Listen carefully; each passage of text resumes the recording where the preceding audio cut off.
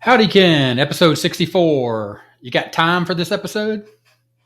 Absolutely. Always happy to make time for the affiliate files. That's what we're going to be talking about today, folks. Time, the time it takes, the time that you're going to put in, and then the time will come when you realize that you've reached the valley of despair. The Valley of Despair. Oh yeah, we've got to talk about that because I think for a lot of you guys out there that you're just starting off, there's going to be a point in time where you are going to be definitely in the Valley of Despair.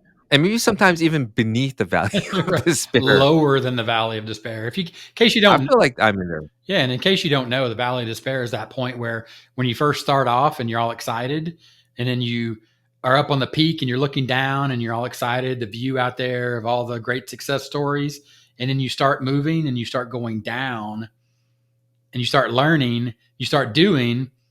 Well, there's this valley where you sort of roll down at the bottom where you have to do the thing it is you're doing to start going up the hill that is success to find your right the plateau where Yeah. you can like level off and be like, I made it, right? Yep. Yep. For now. For now. Until you reach the next Valley of Despair.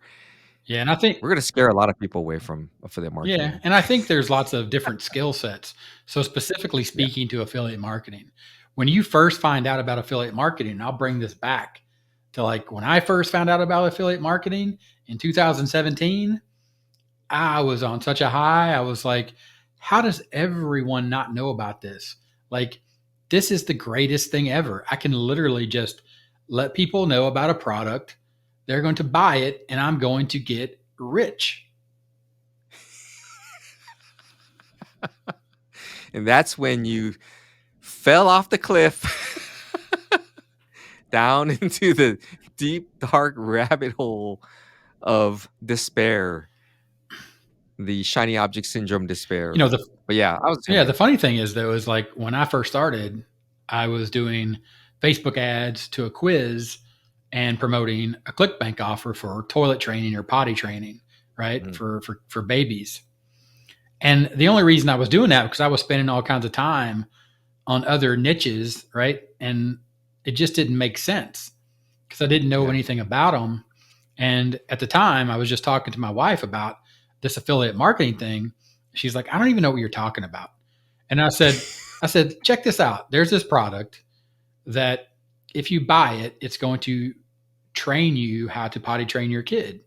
And they have all these shortcuts and like they have these videos. You watch the training and it's going to help you. So we bought it, we watched it, and we're like, we both agreed that that's super neat. But we also both agreed that, eh, you know, will it work for everyone? I think it'll give you some good tips, right? That you can try, and it'll give you sort of like a plan of attack, right? On how you want to do it. You know what I mean? Especially if you watch it together, then you're both on the same sort of right page of music, sheet of music. Hmm. So it clicked for her, which meant it clicked for me because I could explain it to her that look, I'm going to tell people if you want to venture out in the world with your child and you also want to start potty training, then you know the frustration of you want to potty train as quick as possible so you don't have those accidents, mistakes, whatever, right? Yeah. And we were like, yeah, this makes sense. So I started running Facebook ads and I had this message and then the thing started selling and I was like, woohoo. I was like, right? Rich, here I come. But then the valley of despair when the refunds started coming back in. Yeah. Yeah. Yeah. That's the thing about ClickBank, man. It's that 60-day window sometimes it gets you, you No know? questions asked. Yeah, no questions asked too, which is, that can really hit you, that valley of despair. But, again, you tasted that success and, it kind of spurred you on to go deeper, right? To learn more and to, enhance your skill set. But, that's when you also hit that valley of despair where I think a lot of you guys may experience this later on is where you start looking for shortcuts, looking for the hack to the hack, thinking that a $17 product one time is, with three buttons that you push is going to instantly make you, $564.35 every time you push that button. I like how you were very, very specific in your number. Yeah, you can tell I do a lot of reviews, right? I always wonder how they come up with those numbers, by the way. That must be fun. They must go to a random number generator online and just pick that A number. rectal extraction tool. But yeah, I mean, you go down that rabbit hole and you end up in that valley of despair. And I think a lot of people, especially from in the world that we're in, guys, in the make money online world, I think a lot of people fall into that valley of despair. And I think a lot of people don't end up crawling out of that valley of despair because they feel like they're grasping at whatever they can to pull themselves out. But all they're doing is, it's like being quicksand, right? You see it on TV. It's like, don't move, because if you start moving, you start sinking. But the more they grasp, the more they sink.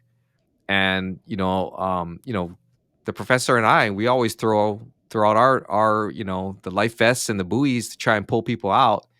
And some people want to, and some people don't, right? But I think that's one of the values of despairs that you beginners are going to encounter, and it's how you deal with that, and how you can mentally accept that challenge and overcome the challenge. That's going to determine a lot in terms of your success and how much time it's going to take you to reach any level of success. Yeah, there's a quote by someone. I want to say like a Bill Gates, right?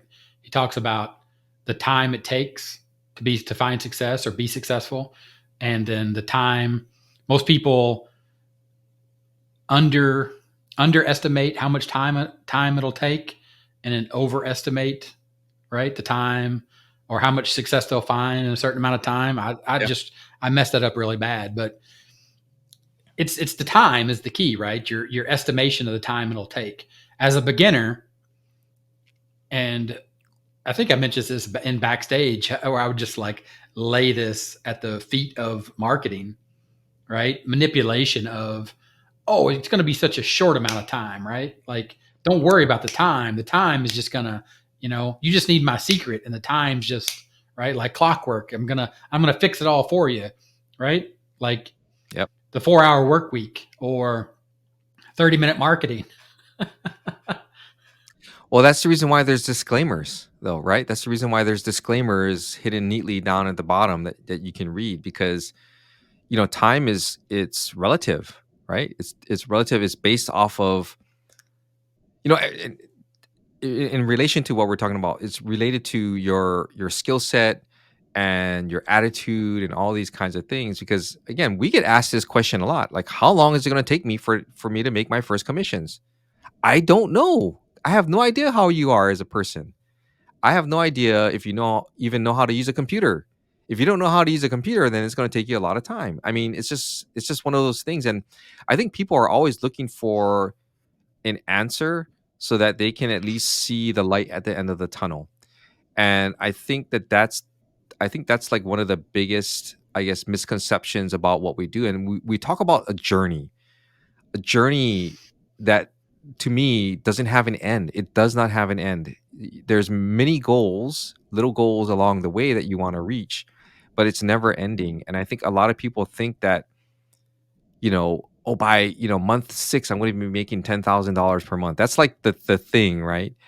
And they don't realize that to get there, you're going to have to put in a lot of time and really stay focused, and that's hard to do in this digital world where we're being hit left and right by the fastest, latest, greatest things that are out there. So I think the time factor is just dependent upon each and every one of us. I mean, we're all responsible for determining how long things take. Yeah. That's the bottom line. Like Mike Tyson said, everybody's got a plan until you get punched in the face. Yeah, that's right.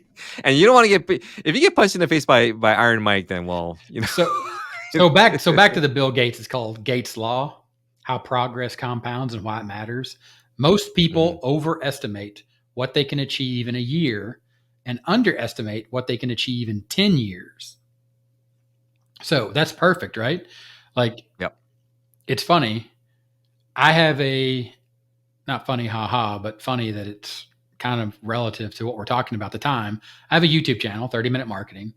Technically, it started in 2017, but really in 2019, like I joined a mastermind. Like most people know our story, right? Digital Nomad Group and Taking Action Online. And we joined a mastermind and we decided we were going to sort of follow this roadmap, and we had a game plan of like how to utilize YouTube, talking about certain subjects and topics.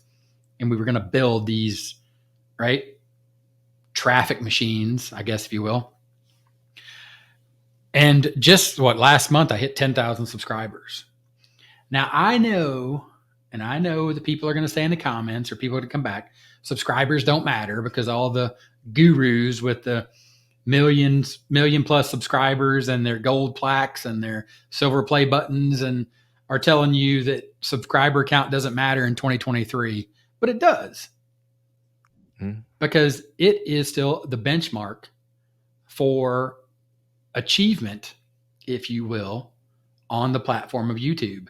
Even if you're a marketer, as me and Ken are, we're marketers that utilize the YouTube platform, but still, even as a marketer utilizing YouTube, people look at your subscriber count. Absolutely. Absolutely. And I totally agree with you. I believe it is social proof. Let me give you an example, right? So if the professor reaches out to you and is trying to do business with you in some form or fashion, and he says, "Hey, check out my YouTube channel. Check it out." Like proof.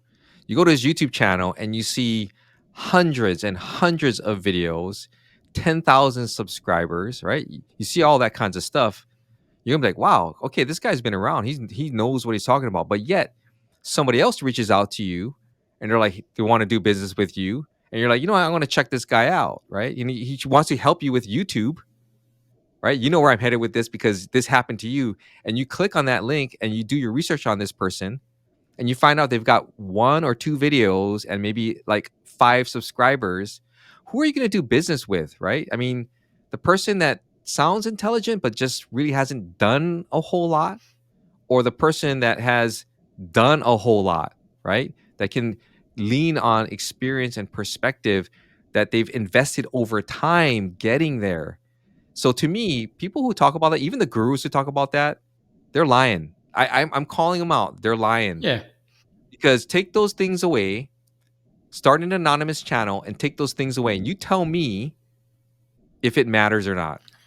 Because you're going to be telling yourself, well, first thing I got to do is I got to get monetized. So I need 1,000 subscribers and 4,000 watch hours in a single year. You need those subscribers. So you're telling me, gurus out there, you're telling me that's vanity? It's not vanity. It's called making money. Yeah. So, That's what I call it. that, and that's the thing. Those are the caveats, right? That they always mention. Well, once you achieve the requirement of 1,000 subscribers, then they don't matter. Oh, so now you're telling me it's a magic number, right? At 1,001 Yep. subscribers, I can stop worrying about subscribers? No, because guess what? YouTube still puts weight on that number. Now, if you want to get into the specifics of the algorithm and all that, yeah, it's not going to matter because it's weighted based upon the video, and the AI and the algorithms. They're aware of each video independently, but they're also aware of your overall body of work. Yep. So Yep. you hit the nail on the head, right? Like time after time after time, you could put yourself up against, right, somebody, and you're like, I'm going to sell a product, and my product is doing YouTube, even teaching people how to do affiliate marketing using YouTube as a traffic source. They're going to go to the person that has the course that has a silver play button. But that YouTube course may not teach you what I'm teaching you in my affiliate marketing course utilizing YouTube. But they'll look at it and go, well, this guy has 100,000 subscribers. And you get in that course and they're just talking about YouTube. Whereas I'm talking about being an affiliate marketer. Yeah. But I still need that, like you said, social proof, right? I need to prove, and the proof is in the pudding, and the pudding is subscribers. Yeah. Oh, yeah. I mean, that to me is a badge that shows you provide value, because people are going to subscribe if they find value. They're not going to subscribe if you don't provide value. But the only way that you can get those subscribers is by providing value over a sustained period of time and focusing on one thing, and just doing it over and over again. Right. So, the time, I think what people don't realize is that it takes time. This stuff, everything that we do takes time, no matter what. You can't shortcut the process. You sure as heck can't shortcut the process with a $17 product, that you're buying, that you push three buttons. In fact, that's going to delay time, right? The ironic thing, and when we look back and we share our perspective with you guys and even on our channels, is that if we had put in the time doing what we know now when we first started, we would be so far ahead of where we were. But we wasted so much time, and we're talking about two, college educated professionals, completely rational people. But we wasted so much time trying to find that shortcut. So the message, at least the message that I want to send out to you guys, is it's going to be painful. There is no wisdom without pain. Okay? But you can minimize the pain if you find the right strategy, the right training, the right mentors to kind of guide you along.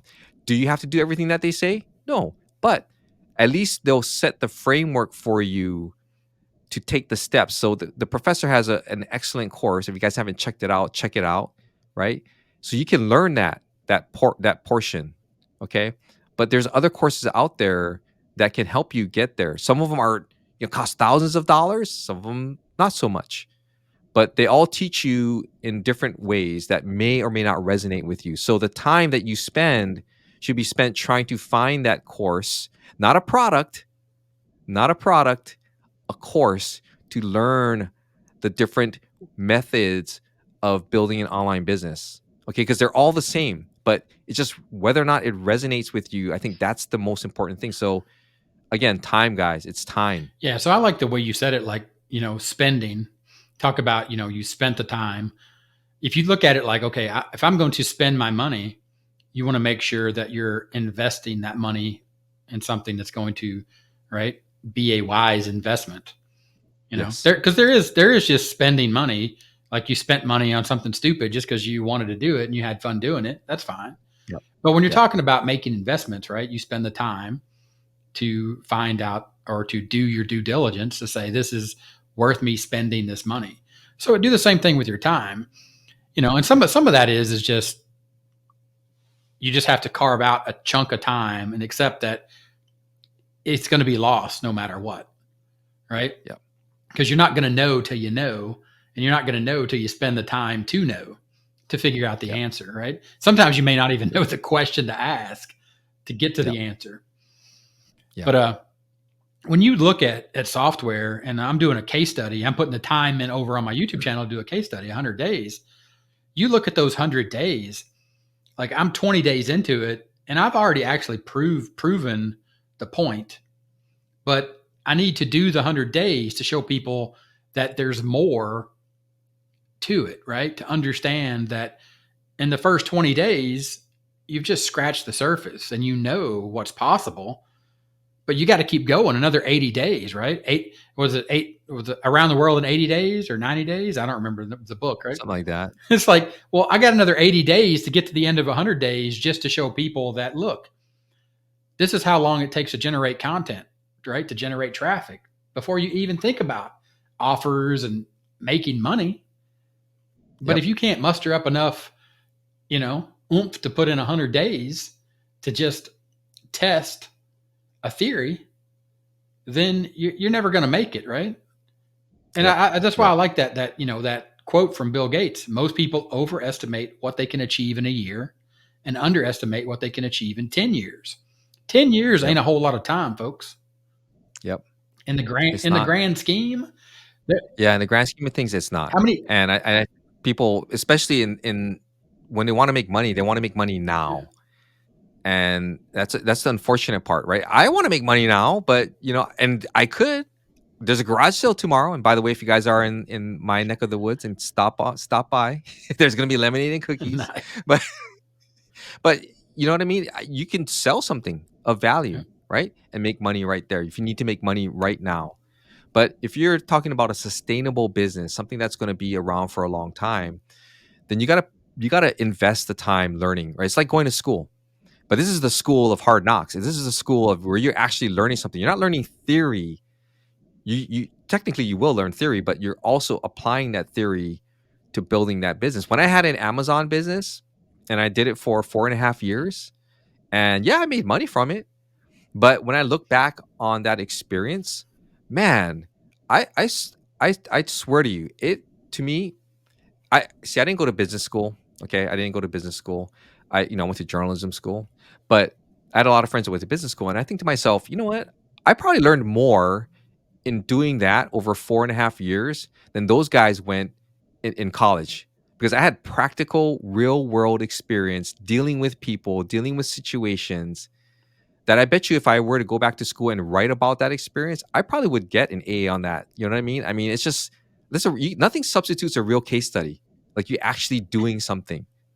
So but it takes time, and that's the part, right? Is that people s- people waste time thinking about ways to not waste time, right? That they can save time, right? Isn't that the ironic part about it? Is I'll spend time thinking, okay, I could spend an hour just thinking about ways that I can shortcut processes to make it faster. When I could have spent that time actually doing the work. Isn't that like the weirdest thing out there? But to have that kind of self-awareness, that's the thing that beginners, if you can impart that, if you can absorb that and accept that from the beginning, you're going to be further along than the professor and I ever have been when we first started. Yeah. That's the thing. So there is a time to streamline process. Yeah. Once you've established a process and you figured out all the moving parts and you put it together and you find that it works, then you go back. And for those listening on the podcast, I'm using my hands a lot to describe what I'm talking about. But I think you can understand that what I'm saying is once you spend the time to develop a process, you find out the process works, then you go back and you streamline it. I find this in the process of what I call learn, do, teach. I think it was Albert Einstein was like, you don't really understand something until you can explain it in its simplest form, right? And again, Hmm. I probably butchered that quote. I do that a lot. But the point being, if I take the time to learn something and then I do it, then if I spend the time to teach it, that means that I have to refine what I did and what I learned to make sure that you truly understand it. And you'll Yeah. find that when you stand in front of a group of people or even one person and you start to explain it and they have this look on their face and their head's kind of tilted sideways, you're like, okay, maybe I'm not explaining this in the right way. And Yeah. some of that depends on the person too, right? Everyone learns differently, but if you can create a way to teach someone what you've done based upon what you learned, you can refine that process, and spending time on refining a process makes sense. But just Yeah. sitting around dreaming about, oh man, if I could just outsource this, and then I would like, once I outsourced it, then I have those outsourcers, and then I could, spend that time doing this thing. Well, no, you need to be doing the thing that you're dreaming about outsourcing, Yeah. right? Then Yeah. once you've done the thing, then you can put a plan together to outsource it. Then you can move on to the other thing that you're dreaming about doing once you get this thing outsourced. Yeah. Yeah. And I just think people just don't want to devote that time to learning it. That they feel that there's not enough time to learn it, or that they don't want to invest that time because they don't find it to provide value. I think, to me, that if that's the case, then you don't value specifically what it is that you're trying to do, right? I mean, you need to do activities that are going to provide you, or get you to your end goal. You know what I mean? And I think most people, they go into affiliate marketing because they want a side hustle. They want to make extra money. It's all about money, right? I want to make money. I want to make money. But at the end of the day, what do you value most? It's time. You want time freedom. You want freedom, financial freedom, right? That's part of it, but it's time freedom. So, I look at that and I think to myself, everything that you do leads to the next thing, which leads to the next thing, which leads to the next thing, which leads to the ultimate time freedom or freedom, right? If you don't do, and this is me going back, and this is probably going to get me, to start doing more stuff that I need to do because I'm in the valley of despair. But if you don't write your blog post, then you don't get traffic. If you don't get traffic, you don't get eyeballs, you don't get a subscriber. If you don't get a subscriber, you don't get to email them. If you don't get to email them, you can't promote a product. If you don't promote a product, you don't make money. You don't make money, you don't get the time freedom. You don't get the freedom, financial freedom and time freedom that you so desire. So the end goal to me, at least for me, is freedom. It's time freedom, it's financial freedom, but it's always about time. And you can see that all the things that you do kind of interconnect towards the end goal, which is write the blog post, right? So Spend the time doing the task that needs to be done right now. Then you'll have the time to do whatever it is you want to do with all the time that's left over from spending the time getting the thing done. you sound just like how I sounded when I was talking to my son yesterday. So Exactly the it's same so thing. true. If you would just listen to your own advice, you would save yourself a lot of time. That's right. And I think on that, we're just going to go ahead and give you back the rest of your time for this Yeah. episode.